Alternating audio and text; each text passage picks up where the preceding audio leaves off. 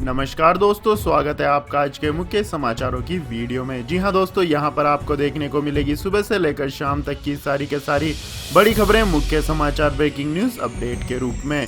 तो दोस्तों, आपसे रिक्वेस्ट है इस वीडियो को ज़्यादा से ज़्यादा लाइक और शेयर करें। तो दोस्तों, जानते हैं आज की पहली बड़ी खबर। जम्मू कश्मीर में डीडीसी और पंचायत चुनावों का ऐलान, 8 चरणों में होगा मतदान। जी हां दोस्तों, केंद्र शासित प्रदेश जम्मू कश्मीर में पहली बार जिला विकास परिषद के चुनाव कराए जाने की घोषणा की गई है। जम्मू कश्मीर में जिला विकास परिषद के चुनावों के साथ ही पंचायत उपचुनाव और स्थानीय निकाय के रिक्त पड़े वार्डों के चुनाव एक साथ करवाए जाने का ऐलान हुआ है। राज्य निर्वाचन आयुक्त ने बताया है कि जिला विकास परिषद यानी कि डीडीसी, पंचायत और स्थानीय निकाय उपचुनाव 8 चरणों में होंगे। 28 नवंबर को पहले चरण का मतदान और 19 दिसंबर को अंतिम 8वें चरण का मतदान होगा, जबकि 22 दिसंबर को मतगणना होगी। बताया जा रहा है कि राज्य में खाली पड़े सरपंच और पंचायती सीटों के चुनाव भी एक साथ होंगे। मतदान इलेक्ट्रॉनिक वोटिंग मशीन के माध्यम से होगा, जबकि कोविड-19 रोगियों, वरिष्ठ नागरिकों और शारीरिक रूप से अस्वस्थ रोगियों के लिए पोस्टल बैलेट के जरिए मतदान करने की सुविधा उपलब्ध होगी। इसके बाद दोस्तों, जानते हैं अगली खबर। भारतीय सेना ने बढ़ाई रिटायरमेंट की उम्र, समय से पहले रिटायर हुए तो नहीं मिलेगी पूरी पेंशन। जी हां दोस्तों, केंद्र सरकार भारत की तीनों सेनाओं के अफसरों से जुड़े कई अहम प्रस्तावों पर विचार कर रही है। इसमें पहला प्रस्ताव है, अगर सेना में कार्यरत अधिकारी समय से पहले रिटायरमेंट लेता है तो उसकी पेंशन कम कर दी जाए। दूसरा, रिटायरमेंट की उम्र बढ़ा दी जाए। आर्मी, नेवी और एयरफोर्स के एचआर से जुड़े मामलों को देखने और कोऑर्डिनेशन के लिए बनाए गए डिपार्टमेंट ऑफ मिलिट्री अफेयर्स की तरफ से 29 अक्टूबर को एक लेटर जारी हुआ था। इसमें कहा गया है कि पेंशन और रिटायरमेंट से जुड़े नियमों में बदलाव के प्रस्ताव का ड्राफ्ट 10 नवंबर तैयार कर डीएमए के सेक्रेटरी जनरल विपिन रावत को रिव्यू के लिए भेज दिया जाए। रिपोर्ट के अनुसार आर्मी में कर्नल, ब्रिगेडियर और जनरल मेजर रैंक के अधिकारियों की रिटायरमेंट की उम्र बढ़ाकर 57 साल, 58 साल और 59 साल कर दी जाए। वहीं पेंशन के मामलों में कहा गया है कि अधिकारियों ने सेना में कितने वर्षों की सर्विस दी है, इसके आधार पर पेंशन तय की जाए। 20-25 साल सर्विस करने वाले अधिकारियों को 50% पेंशन, 26 से 30 साल सर्विस करने वाले को 60% और 30 से 35 साल वालों को 75% पेंशन दी जाएगी। वहीं पूरी पेंशन सिर्फ उन्हें ही दी जाए जो 35 साल से ज्यादा भारतीय सेना की सेवा में रहे हों। इसके बाद दोस्तों, जानते हैं अगली खबर। अर्नब गोस्वामी के खिलाफ नई एफआईआर, भाजपा कार्यकर्ताओं का दिल्ली, मुंबई, भोपाल में प्रदर्शन। जी हां दोस्तों, मुंबई पुलिस ने बुधवार शाम को टीवी न्यूज चैनल के संपादक अर्नब गोस्वामी और उनकी पत्नी, बेटे और 2 अन्यों के खिलाफ एक ताजा एफआईआर दर्ज की है। उन्होंने गिरफ्तार करने गए पुलिस अधिकारियों के सामने विरोध दर्ज कराया था। भारतीय दंड संहिता की धारा 353, 504, 506 और 34 के तहत एफआईआर दर्ज की गई है। अर्नब गोस्वामी की गिरफ्तारी के विरोध में बुधवार को दिल्ली और मुंबई में विरोध प्रदर्शन हुए। भाजपा कार्यकर्ताओं ने गिरफ्तारी की तुलना आपातकाल से की है। वरिष्ठ भाजपा नेता चंद्रकांत पाटिल ने कहा है कि महाराष्ट्र के भाजपा कार्यकर्ता काले बिल्ले या काले कपड़े पहनेंगे जब तक कि टेलीविजन पत्रकार अर्नब गोस्वामी को पुलिस द्वारा रिहा नहीं किया जाता। इसके बाद दोस्तों, जानते हैं अगली खबर। महाराष्ट्र में आज से खुलेंगे स्विमिंग पूल और सिनेमा हॉल, गाइडलाइन हुई जारी। जी हां दोस्तों, महाराष्ट्र सरकार ने बुधवार को स्विमिंग पूल और सिनेमा हॉल खोलने को लेकर ऐलान कर दिया है। राज्य सरकार ने कहा है कि महाराष्ट्र में कंटेनमेंट जोन से बाहर स्थित स्विमिंग पूल, योग संस्थान, सिनेमा हॉल, मल्टीप्लेक्स और इंडोर स्पोर्ट के संस्थान आज से फिर खुलेंगे। सरकार की ओर से आधिकारिक बयान में कहा गया है कि इन सभी जगहों पर जाने के लिए लोगों को कोविड-19 प्रोटोकॉल का पालन करना होगा। आपको बता दें कि मार्च में सिनेमा हॉल और स्विमिंग पूल सहित तमाम संस्थानों को इस महामारी के कारण लगे लॉकडाउन के चलते बंद कर दिया गया था। इसके बाद दोस्तों, जानते हैं अगली खबर। किसान आंदोलन, ट्रेनों की आवाजाही प्रभावित होने पर रेलवे ने यात्रियों को दी सलाह। जी हां दोस्तों, किसान आंदोलन की वजह से पंजाब में ट्रेनों की आवाजाही बुरी तरह प्रभावित हुई है। पंजाब में 32 जगहों पर किसान रेलवे स्टेशनों और रेलवे ट्रैक पर बैठकर आंदोलन कर रहे हैं, जिसके चलते पिछले 1 महीने से भी ज्यादा समय से रेल यातायात बाधित हुआ है।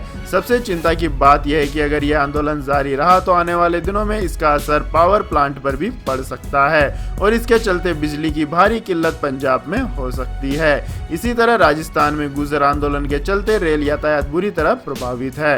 अधिकतर ट्रेनें डाइवर्ट हो रही हैं या फिर रद्द की जा रही हैं। रेलवे ने कहा है कि पंजाब और राजस्थान में हो रहे आंदोलनों के चलते ट्रेनों की आवाजाही पर भारी असर पड़ सकता है। लिहाजा यात्रियों से अपील की गई है कि दीपावली या छठ के दौरान अगर अपनी यात्रा को लेकर योजना बना रहे हैं तो इससे पहले अपनी ट्रेन की जानकारी जरूर कंफर्म कर लें। इसके बाद दोस्तों जानते हैं अगली खबर। लेकिन दोस्तों अगली खबर जानने से पहले आप लोगों से गुजारिश है कि इस वीडियो में दिखाई गई खबरें अगर आपको पसंद आई हो तो इस वीडियो को लाइक करें, कमेंट करें और हमारे चैनल को सब्सक्राइब करें।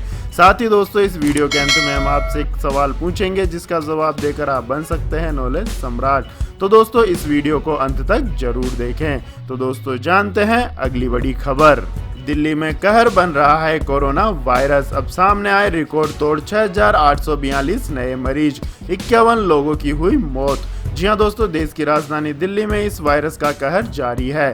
दिल्ली में यह वायरस प्रतिदिन अपना पिछला रिकॉर्ड तोड़ रहा है। अब दिल्ली में अब तक के सबसे ज्यादा वायरस के मरीजों की पुष्टि हुई है। दिल्ली में अब 6,842 नए मरीज सामने आए हैं। दिल्ली में पिछले 24 घंटों के दौरान इस वायरस के मामले में फिर से इजाफा देखने को मिला है। दिल्ली में अब तक 6,842 नए मरीज सामने आए हैं। लगातार दूसरे दिन दिल्ली में 6,000 से ज्यादा मरीज इससे संक्रमित पाए गए। इससे एक दिन पहले 6,725 मरीजों की पुष्टि हुई थी जो कि इस कोरोना महामारी से संक्रमित थे। इसके बाद दोस्तों जानते हैं अगली खबर। जल्द आएगा एक और राहत पैकेज, आर्थिक मामलों के सचिव ने दिए संकेत। जी हाँ दोस्तों, वित्त मंत्री निर्मला सीतारमण ने कोरोना वायरस से सुस्त पड़ी इकोनॉमी में नई जान डालने के लिए जल्द ही एक और राहत पैकेज का ऐलान कर सकती है। आर्थिक मामलों के सचिव तरुण बजाज ने बताया कि कई सेक्टर्स से इस बारे में सुझाव मिले हैं। वित्त मंत्रालय उन पर विचार कर रहा है। तरुण बजाज ने कहा है कि हम तमाम सुझावों पर चर्चा कर रहे हैं, लेकिन राहत पैकेज कब आएगा इसके लिए कोई तय तारीख बता पाना मेरे लिए मुश्किल है। इसमें तमाम सेक्टर से कई सुझाव और टिप्पणियां मिली है, इन सभी को हम देख रहे हैं। बहुत जल्द इससे पर्दा उठ जाएगा। वित्त मंत्री आएगी और आपसे इस बारे में बात करेगी। रविवार को वित्त सचिव अजय भूषण पांडे ने भी कहा था कि सरकार एक और राहत पैकेज लाने की तैयारी में है। इसके बाद दोस्तों जानते हैं अगली बड़ी खबर। फ्रांस में इस्लामिक कट्टरपंथियों के खिलाफ बनेगा कानून, स्वास्थ्य शिक्षा में नहीं मिलेगी धर्म आधारित छूट। जी हां दोस्तों, पैगंबर मोहम्मद साहब के कार्टून विवाद के बीच फ्रांस में लगातार कई आतंकी हमले हो चुके हैं। हालांकि फ्रांस सरकार कट्टरपंथ के खिलाफ लड़ाई में प्रतिबद्ध नजर आ रही है और धार्मिक कट्टरता को रोकने के लिए जल्द बड़ा कानून बनाने जा रही है। AFP के मुताबिक फ्रांस के इस नए कदम से मुस्लिम देशों में फिर एक बार गुस्सा भड़क सकता है। कट्टरपंथ के खिलाफ छेड़े गए अपने युद्ध में फ्रांसीसी सरकार ने एक ऐसे कानून को संसद में पेश करने जा रही है जिससे मुस्लिम देशों की तरफ से कड़ा विरोध किया जा सकता है। फ्रांस के राष्ट्रपति मैक्रों ने वियना में हुए हमले पर कहा है कि अब आतंकियों को यह बताने का समय आ गया है कि उनका पाला किससे पड़ा है। उन्होंने इस बर्बर आतंकी घटना की कड़ी निंदा भी की है। मैक्रों पहले ही फ्रांस में मस्जिदों के वित्त पोषण की निगरानी और धार्मिक गुटों के स्कूलों और अन्य संगठनों की जांच की बात कह चुके हैं। नए कानून में इस तरह की जांच के लिए पुलिस और अन्य जांच एजेंसियों को फ्री हैंड देने की बात कही जा रही है। उन्होंने फ्रांसीसी संसद में पेश किए जाने वाले एक बिल को लेकर कहा है कि अगर किसी पुरुष ने महिला डॉक्टर से इलाज करवाने से मना किया तो उसे 5 साल तक जेल में डाला जा सकता है और 75,000 यूरो का जुर्माना लगाया जा सकता है। ऐसे ही महिलाओं के साथ भी किया जा सकता है अगर वह किसी पुरुष डॉक्टर से इलाज कराने में मना करती है। इसके बाद दोस्तों जानते हैं अगली बड़ी खबर। इंदिरा गांधी इंटरनेशनल एयरपोर्ट पर अब घरेलू यात्री भी करा सकते हैं कोरोना टेस्ट। जी हां दोस्तों, दिल्ली के इंदिरा गांधी इंटरनेशनल एयरपोर्ट पर विदेश आने जाने वाले हवाई यात्रियों के लिए कोरोना वायरस टेस्ट की सुविधा मिल रही थी। यह सुविधा टर्मिनल 3 की कार पार्किंग में 12 सितंबर को शुरू की गई थी। अब यह सुविधा घरेलू यात्रियों के लिए भी शुरू कर दी गई है। इसके लिए दिल्ली इंटरनेशनल एयरपोर्ट लिमिटेड ने जेनेस्टिंग डायग्नोस्टिक सेंटर प्राइवेट लिमिटेड के साथ मिलकर टर्मिनल 3 पर गेट नंबर 8 के सामने टेस्टिंग फैसिलिटी बनाई है। अब डोमेस्टिक या इंटरनेशनल फ्लाइट टेस्टिंग सेंटर पर on demand corona virus test करा सकेंगे। डायल ने टर्मिनल 3 पर कोरोना वायरस टेस्टिंग फैसिलिटी शुरू होने के बाद बताया कि इससे उन यात्रियों को काफ़ी सहूलियत होगी जिन्हें इंटरनेशनल या डोमेस्टिक फ्लाइट पकड़नी होती है लेकिन उसके पास RT-PCR टेस्ट की रिपोर्ट नहीं होती है। यह कोविड-19 टेस्ट सेंटर दिल्ली सरकार की निगरानी में काम करेगा। जो यात्री दिल्ली एयरपोर्ट पर फ्लाइट पकड़ने से पहले अपना कोरोना टेस्ट कराना चाहते हैं उन्हें 6 घंटे पहले एयरपोर्ट पर पहुंचना होगा। टेस्ट की रिपोर्ट 4 से 6 घंटे में आएगी। इसके बाद दोस्तों जानते हैं अगली बड़ी खबर, इंटरनेट एक्सप्लोरर बंद करने जा रहा है माइक्रोसॉफ्ट, अब एज का करें यूज। जी हां दोस्तों, दिग्गज tech company Microsoft internet explorer को बंद करने पर काम कर रहा है। कंपनी पुराने इंटरनेट एक्सप्लोरर को बंद करने के लिए अपने क्रोमियम आधारित एज ब्राउजर पर जोर दे रही है। पिछले हफ्ते माइक्रोसॉफ्ट ने घोषणा की थी कि वह इंटरनेट एक्सप्लोरर यूजर को एज पर रिडायरेक्ट करना शुरू कर देगा और वेबसाइट की एक सूची जारी करेगा जो उपयोगकर्ताओं को एज पर रिडायरेक्ट करेगा। उन वेबसाइटों में माइक्रोसॉफ्ट टीम एक प्रमुख स्थान लेती है। इसके बाद दोस्तों जानते हैं अगली खबर, मुंबई में रैपिडो को आरटीओ का नोटिस, बंद होगी बाइक टैक्सी सर्विस। जी हां दोस्तों, मुंबई के परिवहन विभाग ने ऐप आधारित बाइक टैक्सी सेवा कंपनी रैपिडो को सेवा तत्काल बंद करने को कहा है। अधिकारियों ने मंगलवार को बताया कि राज्य सरकार ने अभी कंपनियों को इस तरह के कारोबार की अनुमति नहीं दी है। रैपिडो ने पिछले शुक्रवार को बाइक टैक्सी सेवा शुरू करने की घोषणा की थी। कंपनी ने कहा था कि अपने परिचालन के विस्तार के तहत वह अगले 2 साल में 2 लाख बाइक ड्राइवरों को जोड़ेगी। हालांकि महाराष्ट्र के मोटर वाहन विभाग ने कहा है कि उसने कंपनी को इस सेवा के लिए अनुमति नहीं दी है और यह गैर कानूनी है। राज्य के परिवहन आयुक्त अविनीश ठाणके ने कहा है कि अंधेरी के क्षेत्रीय परिवहन कार्यालय ने कंपनी को नोटिस जारी किया है। सोमवार को जारी आरटीओ नोटिस में कहा गया है कि रैपिडो द्वारा शुरू की गई बाइक टैक्सी सेवा गैर कानूनी है। महाराष्ट्र सरकार ने अभी तक इस तरह की टैक्सी सेवा के लिए कोई अनुमति नहीं दी है। इसके बाद दोस्तों जानते हैं अगली खबर, बाबा का ढाबा, यूट्यूबर ने लगाया मानहानि का आरोप, ढाबा मालिक को इतनी रकम देने का दावा। जी हां दोस्तों, दक्षिणी दिल्ली के मालवीय नगर में लोकप्रिय भोजनालय बाबा का ढाबा से जुड़े मामलों की जांच के बीच यूट्यूबर गौरव वासन ने कहा है कि उन्हें बदनाम किया जा रहा है। उनका दावा है कि उन्होंने ढाबा मालिक को 3.78 लाख रुपए की राशि सौंपी थी। वासन ने बाबा का ढाबा के मालिक का वीडियो बनाकर यूट्यूब पर अपलोड किया था, जिसके बाद यह वीडियो वायरल हुआ और लोग ढाबा मालिक की मदद को आगे आए थे। वीडियो वायरल होने के करीब 1 महीने बाद ढाबा मालिक कांता प्रसाद ने इंस्टाग्राम इन्फ्लुएंसर व यूट्यूबर गौरव वासन के खिलाफ धन की हेराफेरी की शिकायत दर्ज कराई है। कांता प्रसाद ने कहा कि उन्हें वासन से सिर्फ 2.33 लाख रुपए का चेक हासिल हुआ है। जब उनसे बाकी राशि के बारे में पूछा गया तो उन्होंने कहा है कि उन्हें इसकी जानकारी नहीं है कि उनके नाम पर वासन ने कितने रुपए जमा किए हैं। इस बारे में या तो वासन को या फिर देने वालों को ही इसकी जानकारी होगी। इसके बाद दोस्तों जानते हैं अगली बड़ी खबर, बैंकों की ओर से बढ़ाए जा रहे सर्विस चार्ज पर केंद्र का बयान, कोई बैंक नहीं लेगा सेवा शुल्क। जी हां दोस्तों, बैंकिंग सेवाओं के लिए कुछ सरकारी बैंकों की ओर से सर्विस चार्ज बढ़ाए जाने की खबरों के बीच वित्त मंत्रालय ने कुछ तथ्य जारी किए हैं। केंद्र सरकार ने कहा है कि 60 करोड़ से अधिक बेसिक सेविंग्स बैंक डिपॉजिट पर कोई सेवा शुल्क नहीं लिया जाता है। मंत्रालय ने स्पष्ट तौर पर कहा है कि गरीबों और बैंकिंग सेवाओं से महरूम रहे लोगों के लिए खोले गए 41.13 करोड़ जनधन खातों के लिए बैंक कोई सेवा शुल्क नहीं लेता है। Regular saving account, current account, cash credit account और ओवरड्राफ्ट अकाउंट को लेकर बैंकों ने सेवा शुल्क में बढ़ोतरी नहीं की है। हालांकि बैंक ऑफ बड़ौदा ने नगद जमा और निकासी को लेकर 1 नवंबर 2020 से कुछ बदलाव जरूर किए हैं। बैंक ने बिना किसी शुल्क के नगद राशि जमा करने और निकासी की सीमा 5 से घटाकर 3 कर दी है। इस महामारी से बने हालात को देखते हुए बैंक ऑफ बड़ौदा ने इस बदलाव को भी वापस ले लिया है। वित्त मंत्रालय ने कहा है कि किसी भी सरकारी बैंक में इस तरह का कोई बदलाव नहीं किया जाएगा। इसके बाद दोस्तों रुक करते हैं आज के मौसम अपडेट्स का। तो दोस्तों आने वाले 24 घंटों के दौरान ज्यादातर इलाकों में वर्षा में कमी रहेगी। हालांकि इस दौरान पूर्वोत्तर राज्यों और दक्षिणी भारत के राज्यों में बारिश की गतिविधियां देखने को मिल सकती हैं।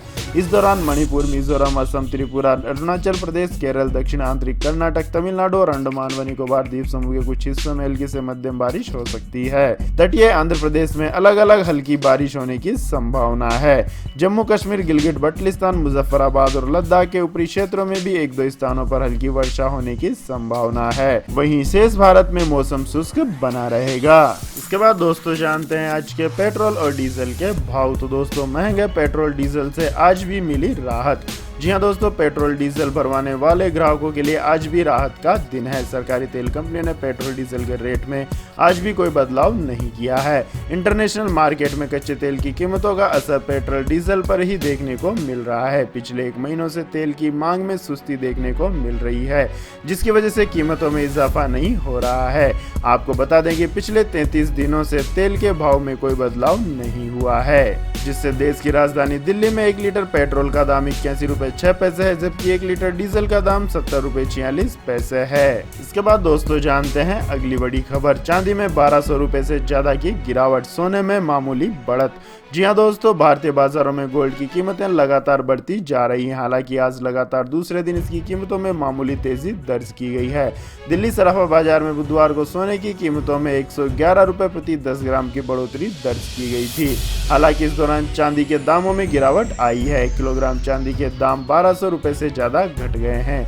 एक्सपर्ट्स का कहना है कि अमेरिकी चुनाव के नतीजों के इंतजार में बाजार सहमा हुआ है। इससे पहले मंगलवार को दिल्ली सराफा बाजार में सोना 50,632 रुपए प्रति 10 ग्राम पर बंद हुआ था। चांदी भी मंगलवार को 61,935 रुपए प्रति किलोग्राम पर बंद हुई थी। इसके बाद दोस्तों जानते हैं अगली खबर। वायुसेना की ताकत में हुआ और इजाफा, भारत पहुंची राफेल विमानों की दूसरी खेप। जी हां दोस्तों, पूर्वी लद्दाख में चीन के साथ सीमा विवाद के बीच राफेल विमानों की दूसरी खेप बुधवार रात को भारत पहुंच गई है। इस खेप में 3 विमान हैं। ये तीनों विमान फ्रांस से सीधे भारत आए हैं और पिछली खेप की तरह कहीं बीच में लैंडिंग नहीं की। फ्रांस से 3 राफेल विमान गुजरात के जामनगर एयरबस पर लाए गए हैं। भारतीय वायुसेना के अधिकारियों ने जानकारी देते हुए कहा है कि दूसरी खेप में 3 राफेल विमान भारत पहुंच गए हैं।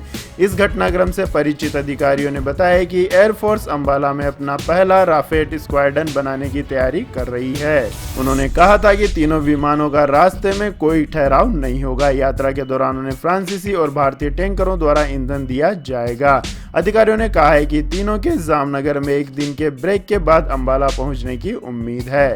इसके बाद दोस्तों जानते हैं अगली खबर। बैंक ऑफ बड़ौदा के ग्राहकों के लिए खुशखबरी, जमा निकासी से जुड़े नियमों में फिर हुआ बदलाव। जी हाँ दोस्तों, बैंक ऑफ बड़ौदा के ग्राहकों के लिए अच्छी खबर है। बैंक ने 1 नवंबर से लागू हुए नए नियमों को वापस ले लिया है। इसका फायदा इस सरकारी बैंक के करोड़ों ग्राहकों को मिलेगा। बैंक ने हर महीने खाते में निःशुल्क नकद जमा लेन देन से जुड़े बदलावों को वापस लेने का निर्णय लिया है। हालांकि मुफ्त लेन देन की तय संख्या से अधिक लेन देन पर लगने वाले शुल्क में कोई बदलाव नहीं किया गया है। वित्त मंत्रालय द्वारा यह जानकारी दी गई।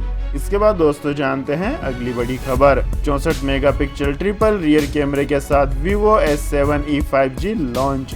जी हाँ दोस्तों, चीनी स्मार्टफोन मेकर वीवो ने एक नया smartphone Vivo 7se 5G launch किया है। इस स्मार्टफोन में 64 मेगापिक्सल का प्राइमरी रियर कैमरा दिया गया है। Vivo S7e 5G में 6.44 इंच की फुल HD प्लस डिस्प्ले दी गई है। एस्पेक्ट रेशो 20:9 का है और इसमें एमरोल्ड पैनल दिया गया है। Vivo S7e 5G में MediaTek Dimensity 720 octa core processor दिया गया है। Vivo 7e में Android 10 based fun touch OS 10.5 दिया गया है। फोन में 8GB रैम के साथ 128GB की इंटरनल स्टोरेज दी गई है। माइक्रो SD कार्ड से मेमोरी बढ़ाई जा सकती है। Vivo S7e 5G में 3 रियर कैमरे दिए गए हैं। प्राइमरी कैमरा 64 मेगापिक्सल का है, दूसरा 8 मेगापिक्सल का, जबकि तीसरा कैमरा 2 मेगापिक्सल का है। Vivo के मुताबिक कैमरे में 10x डिजिटल जूम दिया गया है। इस फोन का सेल्फी कैमरा 32 मेगापिक्सल का है। Vivo 7se 5G में 4100 mAh की बैटरी दी गई है और इसके साथ 33 वॉट फास्ट चार्जिंग का सपोर्ट दिया गया है। फोन में अंडर डिस्प्ले फिंगरप्रिंट स्कैनर दिया गया है। तो यह थी दोस्तों आज की सभी महत्वपूर्ण बड़ी खबरें। और दोस्तों बारी आती है आज के माइंड क्विज क्वेश्चन की, जिसका जवाब देकर आप बन सकते हैं नॉलेज सम्राट। तो दोस्तों आज का सवाल है, ताजमहल का निर्माण किस मुगल शासक ने करवाया था? जी हाँ दोस्तों, अगर आपको इस सवाल का जवाब आता है तो तुरंत कमेंट सेक्शन में लिख दीजिए। इस वीडियो को लाइक कीजिए, शेयर कीजिए और हमारे चैनल को सब्सक्राइब करके बेल आइकन का बटन भी दबा लें। धन्यवाद। जय हिंद, जय भारत, वंदे मातरम।